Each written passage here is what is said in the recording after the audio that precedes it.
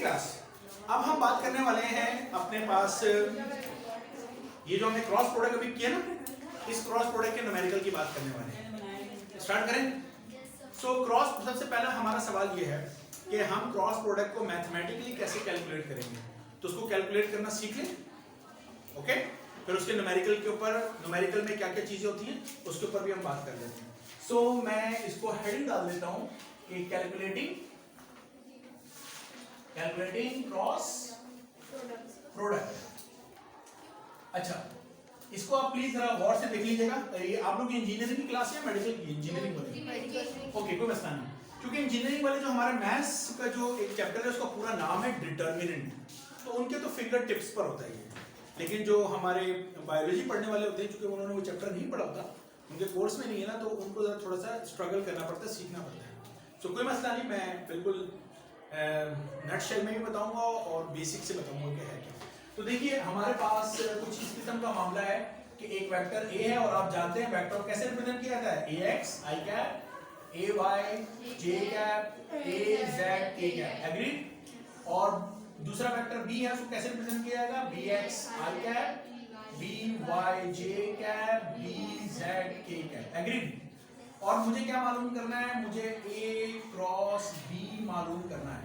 तो ए cross B मालूम करने का तरीका ये हम डिटर्मिनेंट बनाते हैं, this is called determinant. Okay, पहली लाइन में हम आई कैप, जे कैप और के कैप लिखते हैं। ये तो आता है। ओके ओके, सीख ले।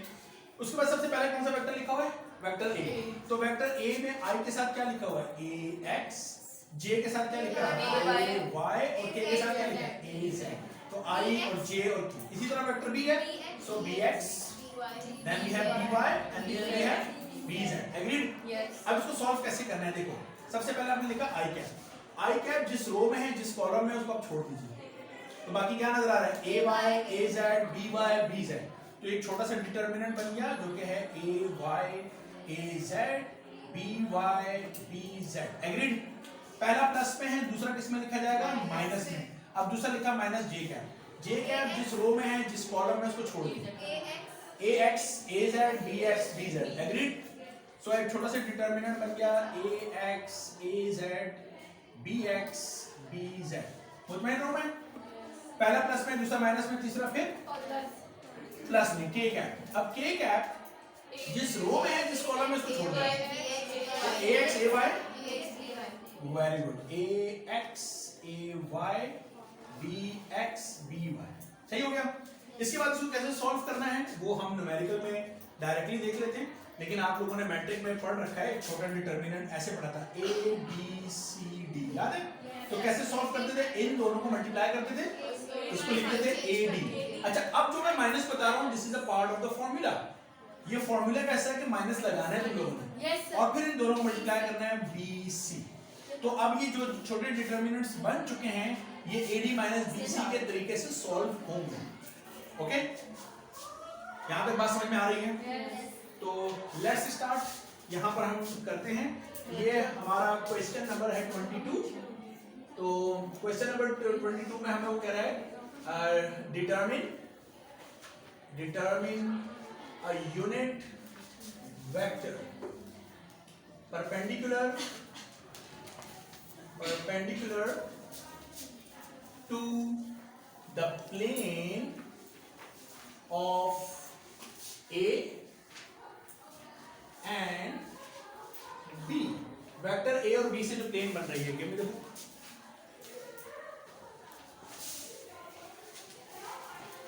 Okay, this is on page number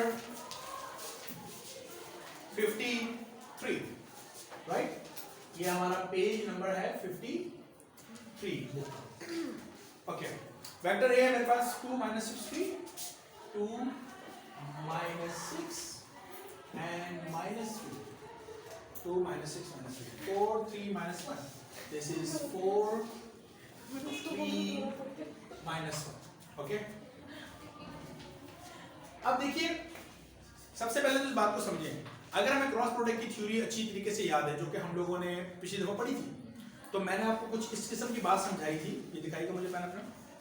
मैंने आपको इस किस्म की बात समझाई थी कि अगर मेरे पास दो वेक्टर हैं, ए और बी, और मैं जनाब अली A क्रॉस B करता हूँ, तो A क्रॉस B मैंने बताया था कि एक नया वेक्टर बनता है जिसे हम क्या बोलते हैं C। चूंकि क्रॉस प्रोडक्ट का मतलब है कि हमारे पास जो आंसर है वो दोबारा से क्या बन चुका है, वेक्टर बन चुका है। तो वेक्टर में कितनी चीजें होती हैं, दो, एक वेक्टर का मैग्नीट्यूड होता है और दूसरा वेक्टर की डायरेक्शन होती है। तो मैंने कहा था जो जवाब है क्रॉस प्रोडक्ट का उसमें दो चीजें, मैग्नीट्यूड जो कि हम निकालते हैं AB sin थीटा, और जो डायरेक्शन है वो U कैप लिखा था। ये सारी बातें मैंने आपको लिखवानी है। और U कैप मैंने कहा था कैसे मालूम करते हैं, पहले वेक्टर की डायरेक्शन में हाथ को रख के दूसरे की डायरेक्शन में उंगलियों को कर्ल कर लेते हैं। तो ये हमारा थंब हमें बताता है कि this is the direction of the cross product. Now you can see this direction of the cross product is perpendicular to vector A and B. Why perpendicular to vector A and B? Why perpendicular to both of the vector? Because के vector A और B का जो point of intersection है, इस point of intersection पे perpendicular है। ये सारी बातें थ्योरी में मैं कर चुका हूँ। और फिर मैंने आपसे एक स्टेप आगे जाके आपसे ये कहा था कि दो वेक्टर मिलकर हमेशा एक प्लेन बनाते हैं, एक सरफेस बनाते हैं। ये बात याद है? जिस तरह आप इस कमरे में देख सकते हैं कि मैंने आपको कहा था कि कमरे का जो कोना होता है ये हमारे पास होता है ओरिजिन। तो ये जो लाइन आ रही है this is your x axis, ये जो ऊपर जा रही है दिस इज वाई एक्सिस, और दूसरी तरफ जा रही है जेड एक्सिस। तो ये जो फर्श है ये कितनी लाइनों से बना है, दो से, एक्स एंड जेड। ये जो बोर्ड जिस दीवार पे लगा है ये दीवार कितने एक्सिस से बनी है, एक्स एंड वाई। तो दो एक्सिस मिलकर हमेशा क्या बनाते हैं, प्लेन बनाते हैं। तो मैं ये कह रहा हूं कि क्रॉस प्रोडक्ट की जो डायरेक्शन है this is perpendicular to vector A and B. तो ज्यादा मुनासिब नहीं है मैं ये जुमला इस्तेमाल करूं कि this is perpendicular to the plane form by vector A and B. Vector A और बी मिलके जो प्लेन बना रहे हैं। क्यों? क्योंकि आपने ये देखा है कि this is your vector A and this is your vector B, agreed? Yes. और बी के साथ पैरेलल हमारे पास बी है और ए के पैरेलल हमारे पास ए है। तो ये सारा क्या है, what is this? This is the plane. और इस प्लेन पर ये क्या है, परपेंडिकुलर है। तो अगर मैं कहूं दो वेक्टर से प्लेन बन रही है, ओके, और दो वेक्टर से जो प्लेन बन रही है उसमें परपेंडिकुलर वेक्टर बताओ, तो मैंने तो नहीं बोला क्रॉस प्रोडक्ट, लेकिन मुझे थ्योरी सजेस्ट कर रही है कि this is a question of cross product. क्यों? क्योंकि कौन बता सकता है प्लेन पे perpendicular? Cross product. So question में अगर आप उसे पूछे कि क्वेश्चन में कहां लिखा हुआ है कि क्रॉस प्रोडक्ट से करना है, एग्जाम में अगर आप सोचे तो परपेंडिकुलर, तो आपको आपकी थ्योरी समझा रही है। मेरी बात समझे हो? ओके, सोना नहीं है, थोड़ा जागना है, जागती हालत में रहना है।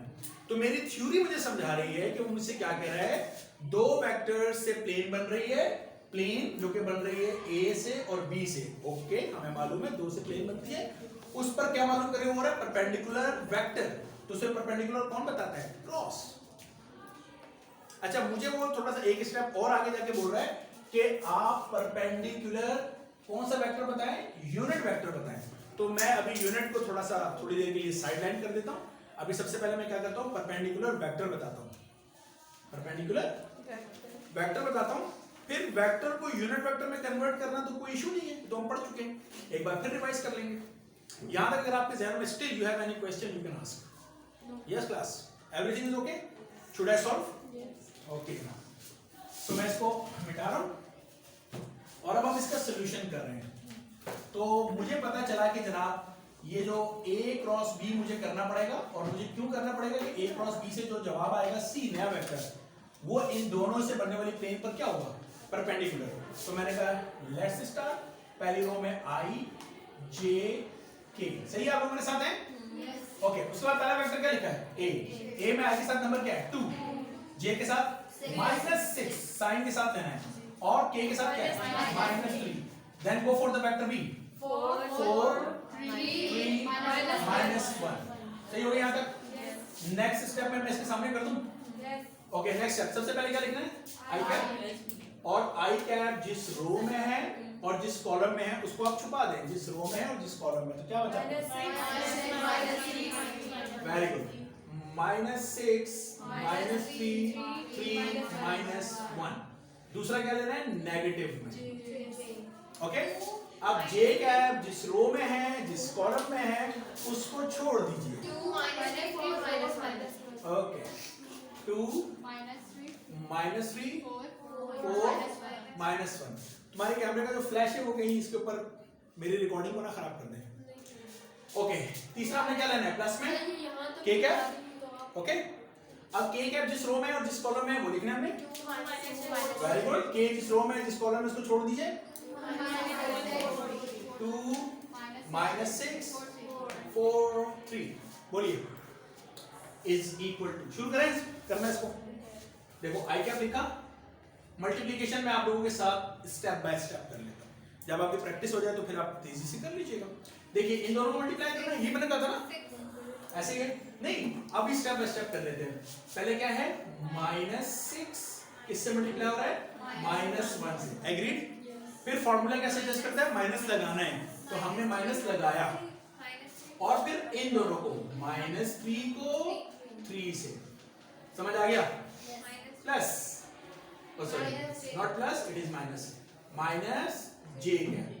फिर ये काम कर लेते हैं, सो इसको 2 को -1 से, माइनस फॉर्मूले का प्लीज, और वेरी गुड -3 को 4 से, then we have k cap, और वेरी गुड 2 को 3 से माइनस फॉर्मूले का, -6 को 4 से, right. So the next step is I cap. अब आप लोग मेरे साथ हैं, minus minus plus, 6 1 6, this minus minus plus, 3 3 9, excellent, minus j cap.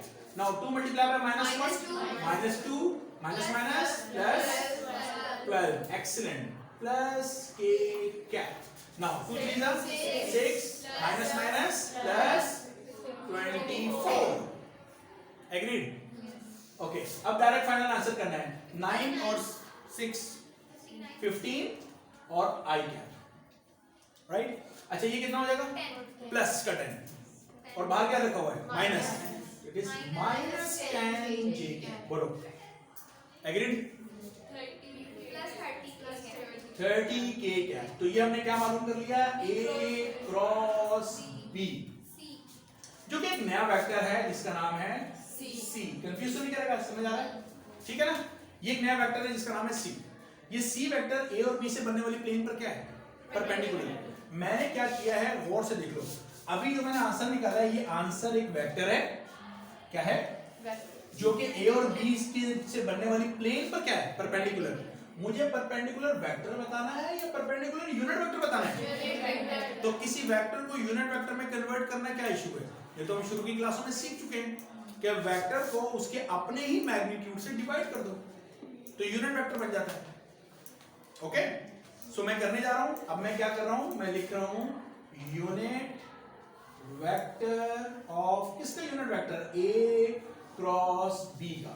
तो कैसे मालूम करते हैं यूनिट वेक्टर, हम लिखते हैं वेक्टर को ही, वेक्टर क्या है, 15 i cap -10 j cap plus 30 k cap. समझ आ रही है, नींद आ रही है, नींद आ रही है, ओके।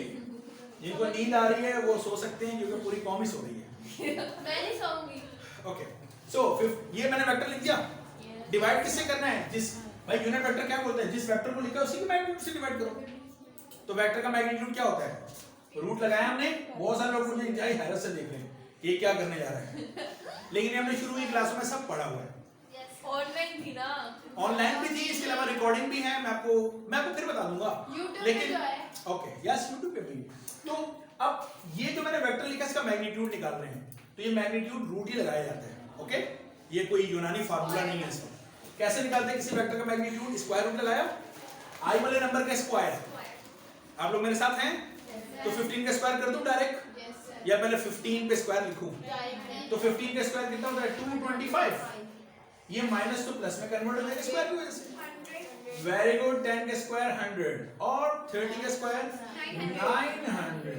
सो नेक्स्ट स्टेप, ये पूरा वेक्टर दोबारा से लिखिए, 15 i cap -10 j cap plus 30 k cap, agreed.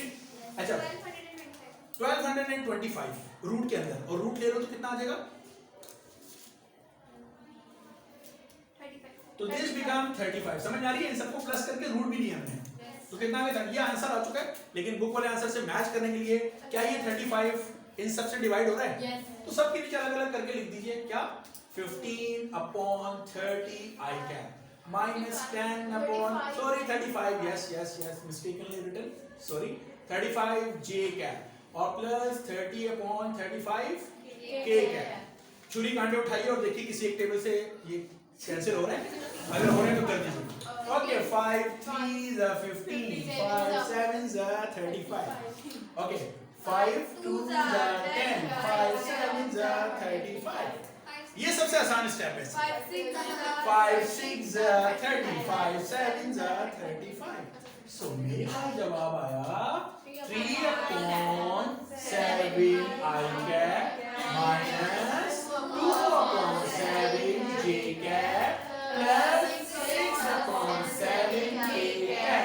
ये मैंने यूनिट वेक्टर निकाला है जो कि इन दोनों से बनने वाली प्लेन पर क्या है, perpendicular.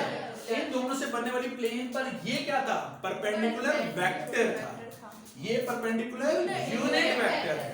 This is the most repeated question of the cross product that comes in exam, or you can say that this is the only question. This is the only question. इसके अलावा और कोई question ही नहीं है। Sir ये आया हुआ है 10 ईयर में बोर्ड में। मैं जो कह रहा हूँ ना अरबी में कि मोस्ट रिपीटेड क्वेश्चन है, उसका मतलब ये है कि वो है। यही क्वेश्चन आया हुआ है। यस यस, ठीक है। ये आसान लगा? यहाँ तक समझ में आ गया? ओके, मैं रिकॉर्डिंग को स्टॉप करूँ।